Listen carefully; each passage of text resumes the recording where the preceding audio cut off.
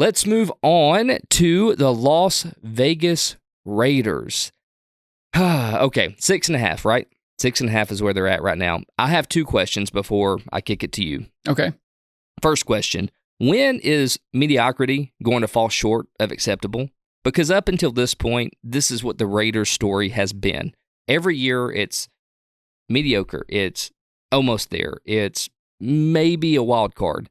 When are the Raiders fans going to get fed up with, they probably already are, to be honest with you, with just falling right in the mid-range, just doing enough to keep a quarterback there, to keep a head coach there, to be in the talks of maybe a playoff is on the horizon, but probably not.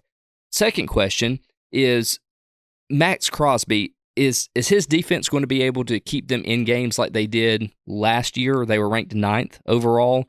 Is that going to happen again? Is the defense where they're going to lean like they did last year to pull out 8 wins? Yes. The question to the defense, yes, the defense is the team. They are the identity. We know that. That's why Antonio Pierce got the job. He got the job when he beat the Chiefs on Christmas Day. That's what won him the job. Max Crosby is also another reason. Max Crosby was very vocal, basically said, if they don't hire him, I'm not playing for the Raiders anymore. I mean, seriously, he literally was kind of saying that. These guys love Antonio Pierce. That's cool. The defense Pierce earned it. Yeah, I agree. I agree. I think Antonio Pierce. I really do. I do too. I think the Raiders messed up a couple years ago when they didn't give it the coaching job to Rick Bisaccia. Remember, he took over for Gruden, took him to the playoffs, almost beat the Bengals in the playoffs, and then they hired fuckstick from New England, McDaniel, instead, which everyone knew that was going to be a disaster. But, so yes, the defense is going to be good. They're going to be the heart of the team. When do fans get fed up? They kind of probably already are, because you're in the division with Mahomes. If you're not with Mahomes and you're not in the AFC, you can manage it. But the question around the Raiders, because like the roster isn't as bad as it looks. Like if you just look on the PFF page and just look at the PFF numbers, you're like, oh, it doesn't look that good.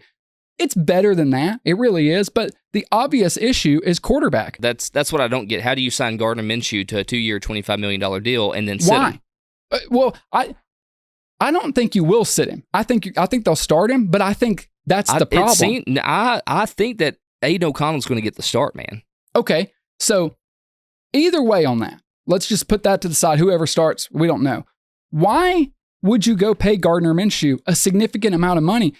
He is not a significant upgrade over Aiden O'Connell. If you go back and watch last year, Aiden O'Connell did some solid things. I'm not saying he's going to be a great quarterback, but he did enough to me to warrant getting an opportunity this year, being this guy. You could have saved some money or got a cheaper guy. They went out and gave Minshew the bag, who looked, okay when he was with Shane Steichen. Like, of course, Shane Steichen made him look decent, but I think this is kind of undermining their best opportunity. I think their best opportunity would have been to roll with Aiden O'Connell, to see what he could have done and let him operate the offense. But also, Ryan, this whole plan, I think the plan for the Raiders, and this is basically on record at this point, it fell apart when the Atlanta Falcons took Michael Penix, because the Raiders were going to draft Michael Penix. They were going to draft him at number 9 or whatever.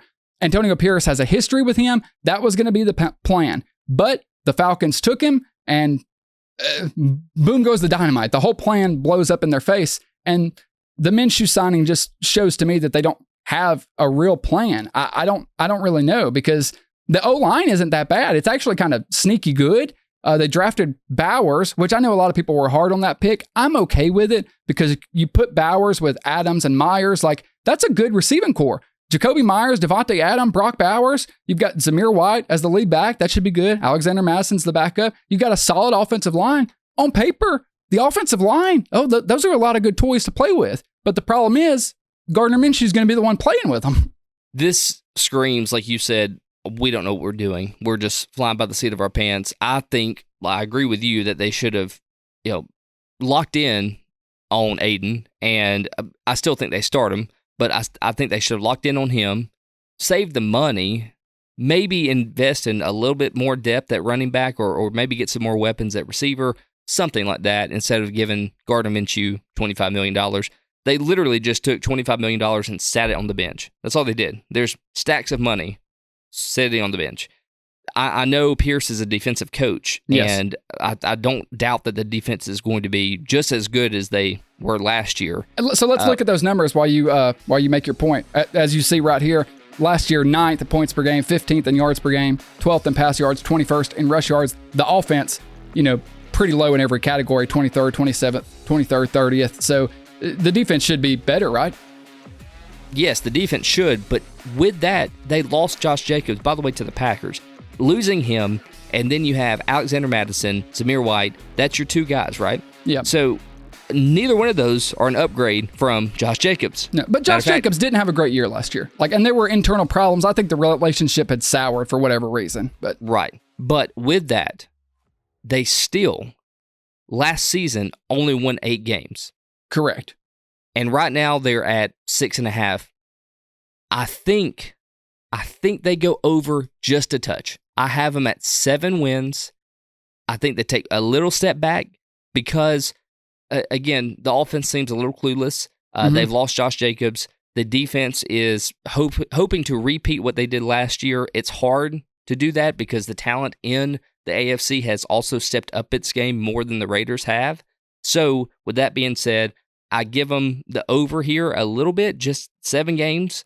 But I still think they take a step back from last year, man. I don't see anything on paper that tells me that they're going to be a much better team, much more improved team. So how do you put them over 8 wins like they got last year? I don't see it. I'm really, really on the fence with them because even when you look at the defense and talk about the defense being good, the starting lineup is solid, but they're kind of thin. They really don't have a lot of depth. If any of their starting guys get hurt, they're in trouble.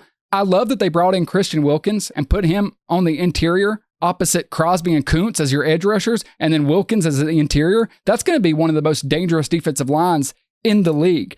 So that's a good thing. Corner's obviously weak. We'll see. Did you say over? You say over barely? Yeah, 7 barely. wins? But yeah, because when you think about it, if you choose 6, right, you got to think, well, the Chargers won 5 games with Brandon Staley and terrible stats. Right. So I think that with that, I give the Raiders 2 more wins. So I got them at 7, but they're not going to improve. To me, they're not going to improve from what they did last season. You know what? I came into this thinking I was going to pick the over, and I probably should, but looking at this schedule, Ryan, just look real quick. Chargers, Ravens, Panthers, Browns, Broncos, Steelers, Rams, Chiefs, Bengals, Dolphins, Broncos, Chiefs, Bucks, Falcons, Jaguars. There's Saints, Chargers. There's not a lot of gimme games on there at all. PFF has them ranked 5th hardest schedule of the NFL. Yeah, I didn't realize it was that because when I think about my over and unders before we do this, I actually don't look at the schedule. I just think about, because you never know who's going to have injuries, what the team's going to look like. Me and you do that sometimes for fun, but I mainly just look at the roster and how I think they're going to do. I was going to say over, but just to add a little spice to the show, just to add a little fun, and after looking at the schedule, I'm going to say under. It's not even that I think they're going to be a bad team. I think the defense will be okay, but they don't have a lot of depth. And to me, they just don't have quarterback figured out. And when you got to play the Ravens, the Chargers twice, the Chiefs twice, the Rams, the Bengals, the Dolphins, the Bucks, the Falcons, the Jags, you got to play so many good quarterbacks. I find it difficult. Matter of fact, I'm confident now. Give me the under. I think they'll win 6 games. Yeah. Hey, look, I don't hate it because I barely have them over at 7. The defense, like you said, is going to be great. I think they still take a little bit of a step back. But what I don't know for sure is Antonio Pierce the guy for the Raiders long term? What do you think? I don't know. You know my opinion on this. I'm a fan of offensive coaches.